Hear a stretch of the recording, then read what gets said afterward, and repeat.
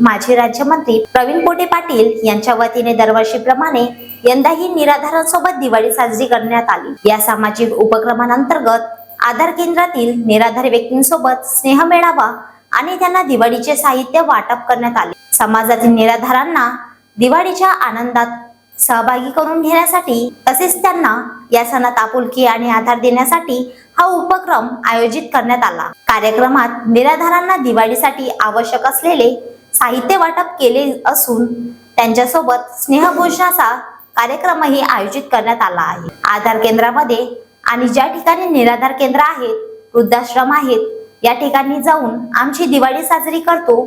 दिवाळी साजरी करण्याचा आमचा उद्देश एवढाच आहे की आमचं सुद्धा लोकांनी अनुकरण करावं आणि या महाराष्ट्रामध्ये, या देशामध्ये जे जे अंधकार दिवाळीत ज्यांची असेल, दिवाळीचा प्रकाश त्यांच्यात आला पाहिजे, हा त्याच्या मागचा उद्देश आहे, असे प्रवीण पोटे यांनी सांगितले। Vidarbha city news Amravati. आम्ही दरवर्षी जवळपास हा 4थं वर्ष आमचा दिवाळी साजरा करण्याचा। आम्ही आधार केंद्रामध्ये आणि ज्या ठिकाणी निराधार केंद्र आहेत त्या ठिकाणी जाऊन, वृद्धाश्रम आहे या ठिकाणी जाऊन आमची दिवाळी आम्ही साजरी करतो। दिवाळी साजरी करण्याचा आमचा हा उद्देश एवढाच आहे की आमचं सुद्धा लोकांनी काही अनुकरण करावं आणि या महाराष्ट्रामध्ये, या देशामध्ये जे जे अंधकार दिवाळीत ज्यांची असेल त्यांचा दिवाळीचा प्रकाश त्यांच्या याच्यात आला पाहिजे, हा त्याचा मागचा उद्देश आहे।